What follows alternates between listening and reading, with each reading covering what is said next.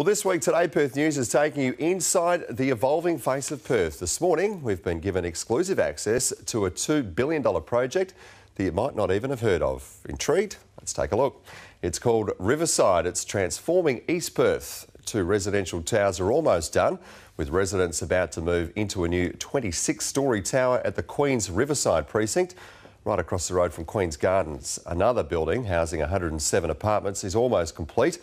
Meanwhile, the government is seeking developers to turn the old ChemLab site into a retail and residential complex, going up to 16 storeys high.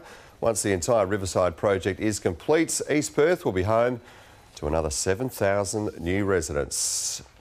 I reckon Josh Erger might be among them. He's there this morning. G'day, Josh. It seems like this one's flown under the radar a little Morning, bit. Tim. Yes.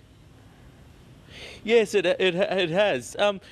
People might have labelled East Perth as a bit dead, as a bit sleepy in recent years, but this project will redevelop the entire East Perth precinct. If we look over there, that's going to be a 12-storey apartment tower. Works already very well underway on that. That will be the third of 4 towers. Next door is a 26-storey apartment block. Residents will move in there shortly, probably next month. Right behind me too will be another tower, a 4th apartment tower that will go up.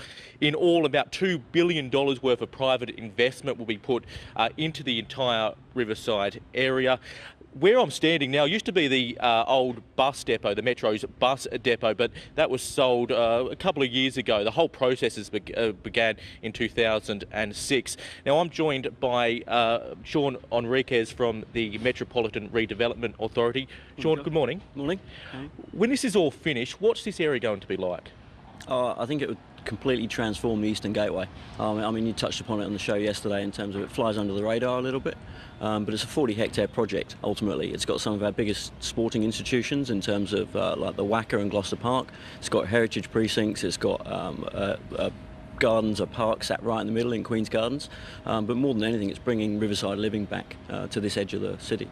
It's a massive project. In terms of new residents into this area, what are we looking at? We're talking the end state. There's 7,000 new residents in the area, coupled with potentially 6,000 new workers.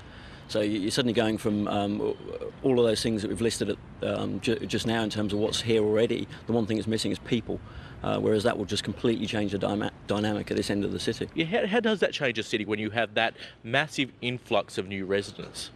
It does. I mean, it's a real game changer. I think for Riverside in particular, a lot of the focus in Perth at the moment is around Elizabeth Quay and Perth City Link, and rightly so in terms of the city growth.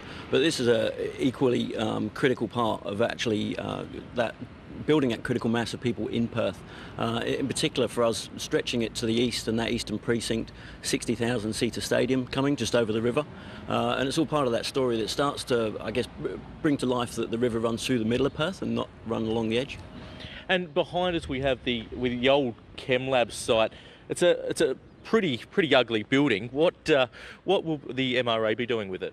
We've actually, there's 2 probably parts to the building and the site itself. There's some heritage elements to it. The piece you just referenced there is actually earmarked for demolition. And you've got to keep some parts of it, not so much all of the ugly parts. We're able to keep the red brick building that sits behind it, and that's really something that's been incorporated into the potential apartment and supermarket build out that we've got planned for the site. Well, no worries. Thanks very much, Sean. Now at 8:30, Tim, we'll go further up Hay Street, up towards the Causeway, where there'll be pretty much a landmark tower, an enormous and impressive entry statement to the city. We'll have that at 8:30, Tim. Good on you, Josh. Looking forward to that.